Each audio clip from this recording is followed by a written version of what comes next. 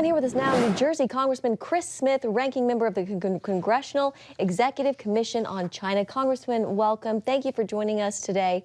So human rights groups are calling the Beijing Olympics the Genocide Games. What do you think about that?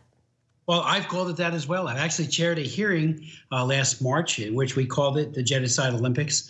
What Xi Jinping is doing and what he planned over the course of several years, even while he was getting the International Olympic Committee to agree to go to Beijing, was planning the total destruction of the Muslims living in Xinjiang. Either change them is a violation of the Genocide Convention in absolute terms. But this is part of a repression that is ever present. The Chinese Communist Party, I wrote an op-ed in the Washington Post back in December of 2018, in which I laid out the case, and I've had 75 congressional hearings over the course of several years, been there many times. I'm barred from going there now, can't get a visa. But the whole idea is that if the world doesn't speak out, and if Christians don't speak out for I'm a Christian as well, our brethren who are being slaughtered, tortured, and harassed in every way imaginable, same goes for the Muslims, same goes for others of faith. So it's a all-out effort. It's called, under Xi Jinping, synonization, where either you destroy faith or you co-opt it.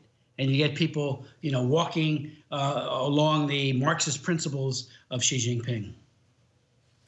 The U.S. has declared a full diplomatic boycott against the Olympics because of China's treatment of the Uyghurs. Congressman, is that too little too late, though? It is absolutely too little too late.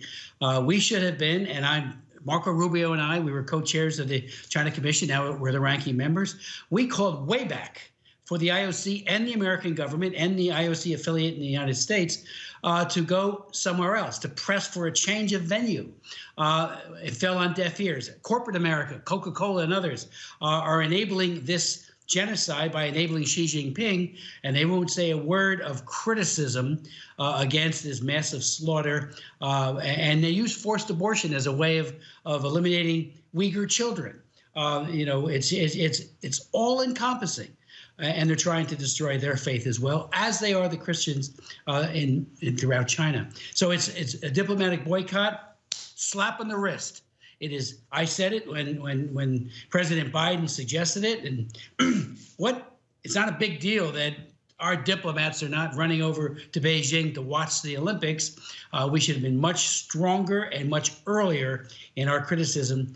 And again, I can't use the word enough, enabling of a dictatorship. Just think of the people who are suffering as they see all the world clapping vigorously to Xi Jinping at the opening ceremonies and his Chinese Communist Party. It's just, it's unthinkable. It's the 1936 Olympics with the Nazis in 2022. Yeah, to your point, there are a lot of people who think that after these Olympics, China will be emboldened to do some other big move, provocative move. Just about 30 seconds left here, Congressman, but some activists are calling on people to boycott watching the Olympic Games. Is that your feeling as well? Oh, it's definitely my feeling. Again, I have every empathy for the athletes. I mean, they're men and women who they should be in a place that's free and democratic, protecting of human rights.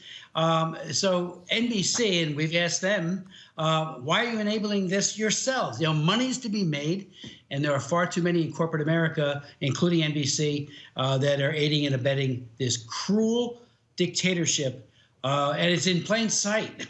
We all know about it, and the more you get into the depth of it, the more horrific it is on the ground for these people. All right, Congressman Chris Smith of New Jersey, thank you so much. It's good to see you. Thank you for having me on. Appreciate it.